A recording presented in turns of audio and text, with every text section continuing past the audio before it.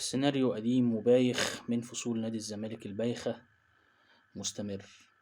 تعادل أمام المقاولين بطعم الخسارة، أخطاء دفاعية ساذجة، لعيبة بدنيا من أول الشوط التاني وقعة معرفش ليه، وحاجات في منتهى الغرابة اللي بتحصل في نادي الزمالك. الزمالك ابتدى الشوط الأول كان كويس إلى حد ما لحد ما جه وقت فيه الجون. نقف عند نقطة الجون دي، كرة مقطوعة من نص الملعب، حاتم سكر بميس باص غريب جدا. المفروض انت هجمة مرتدة عليك، اللعيبة اللي ورا لما يبقى في كونتر اتاك، اول حاجة اللعيب المفروض يفكر فيها يروح يعمل فاول، يعطل هجمة عشان الفرقة ترجع وما يبقاش فيه زيادة عددية او كونتر اتاك. لا، احنا لعيبة الزمالك بتعمل ايه؟ كل لعيب بيسيب مكانه، كل اللعيبة بتسيب مكان، اول ما يبقى في هجمة مرتدة كل اللعيبة بتسيب مكانها. واللي بيحصل ايه؟ ان كلهم بيخبطوا في بعض. حسام يسيب مكانه ويطلع يقابل المدافع، لا هو قطعها ولا هو عمل فاول. الونش راح مغطي اللعيب اللي راح على الاوفسايد، يعني اللعيب اللي اتضربت الكرة في ظهر حسام، انت المفروض يا ونش تقف على الخط معاه، يا اما تسبق المدافع. انت سبقت المدافع بلا هدف، المدافع لف بيك ودخل بيك منطقة الجزاء ويشوط. قمة الغرابة، حاجة كده يعني ما بتحصلش كرويا كتير. الشوط التاني انت بتلعب برضو كويس، زيزو يتصاب، مصطفى شلبي يتصاب. كان المفروض يعني معرفش الجهاز الفني بقى الموجود مع المدرب، ما انت تقول له يا عم ان في لعيبه مش واقفه على رجلها. حسام يوسف اسامه بصراحه ضايع جدا بقاله فتره، مش موجود. نص الملعب احنا عندنا فيه مشكله ولا زال عندنا فيه مشكله. عبد الغني مع دونجا الشوط التاني ما شفتوش، ما اعرفش كان معانا ولا كان ايه. الكور كلها بتتلعب من ظهر الدفاع دي يا جماعه، معناه ان مفيش خط نص بيقابل، مفيش خط نص بيتوقع لعبه زي دي. فيطلع مين بقى؟ ينزل يوسف اسامه، يعني هجمه احنا خمسة على واحد ولا 5 على 2، كفيله ان احنا ننهي الماتش نخلص الماتش. لا، هو بيتفزلك ويعمل لي كده، يلف لي يمين وشمال حوالين نفسه ومش عارف بيعمل ايه لحد ما الكرة اتقطعت، وفي الاخر يحصل ايه؟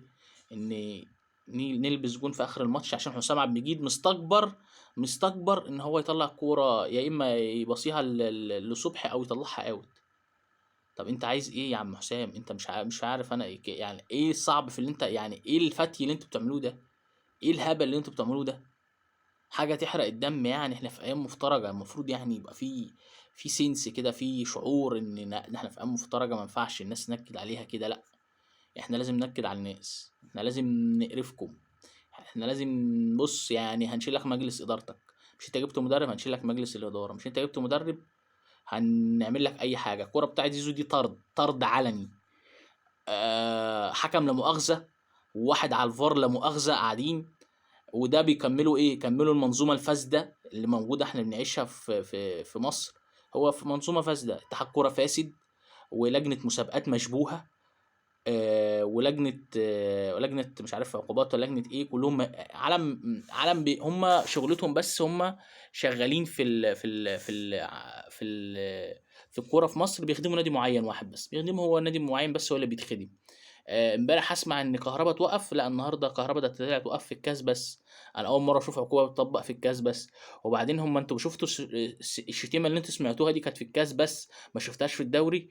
اه تصدق سبحان الله، توقف في الكاس بس، يعني سمعوا العقوبه دي في الكاس بس، ما شوفوهاش في الدوري. ما كانوا سمعوهم تقيل، كانوا مسافرين بره، كانوا نايمين.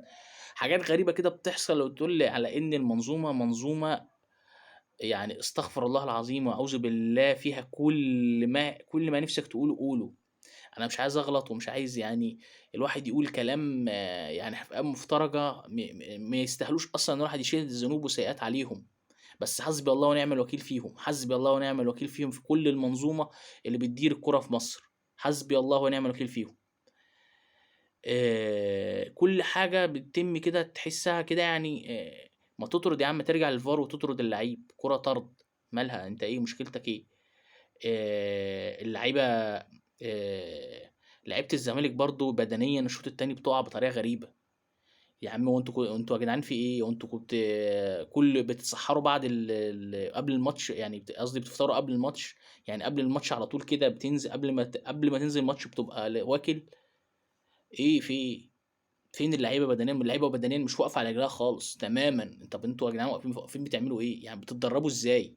ما انا برضو مش فاهم. ما قبل المدرب اللي يجي ده، وايام الكابتن عبد المدحت، مش هقول الكابتن عبد المدحت لان الكابتن مدحت لا يتحمل اي شيء، ايام عبد المقصود وايام اسامه وايام فريرة، فين اللعيبه كانت بتتدرب وما كانتش بتتدرب كده؟ ما اللعيبه دي ما كانتش بتتدرب اساسا. اللي انتوا شايفينه ده اللعيبه ما كانتش بتتدرب. لما يجي الشوط الثاني دونجا مش موجود، حاتم سكر ممكن نعذره، لعيب صغير لسه ومش عارف ايه والدنيا برضو والحكايه بقى، ممكن اعذره. ابراهيم نضاي مش موجود. في مين تاني؟ ناصر وقع بدنيا برضو الشوط التاني. مصطفى شلبي على الرغم ان هو يعني كان تسبب في جون وعمل، وهو كان الهدف يعني جابه. على الرغم من كده ان هو كان الشوط الاول كان سيء جدا، كان سيء جدا جدا يعني. طيب ما هو، طب ما في لعيبه بره انت ما غيرتش ليه من بدايه الشوط الثاني طالما انت عارف اللعيبه هتقع بدنيا كده؟ يعني 5 تغييرات كنت استفدت بيهم. انت في تغيير احنا ما غيرناهوش لان احنا مش ما غيرنا التغييرات في 3 فترات، اللعيبه بتتصاب وبغير في كذا فتره. طب انت زيزو لما اتصاب او كان في شك ان هو مش هيقدر يلعب، ما غيرتوش ليه بين الشوطين؟ يعني ليه تنزله الملعب وتغامر بيه وتخسر تغيير؟ ما كنت غيرته بين الشوطين. ما هو معلش، هو زيزو نزوله وهو مصاب غلط. انت كده يعني هو عنده اصابه انت بتحمل عليه. انا ما ضد فكره اي لعيب يتحامل على نفسه ويلعب، دي فكره غلط جدا. اي لعيب مصاب لازم يخرج بره السكور عادي، يخرج بره ال 18. ما فيش، الفرقه مش هتقف على حد، والفرقه وقفت على حد معلش يبقى اللعيبه اللي في الملعب دي لا مؤاخذه يعني، لا مؤاخذه. يعني انتوا لما الفرقه كلها واقفه على لعيب واحد يبقى احنا كده مش عاملين فرقه، احنا عاملين فرقه زيزو واصحابه، فرقه صلاح واصحابه. حاجة يعني قمة حرقة الدم والقفلان والفصلان في الأيام الأخيرة في رمضان.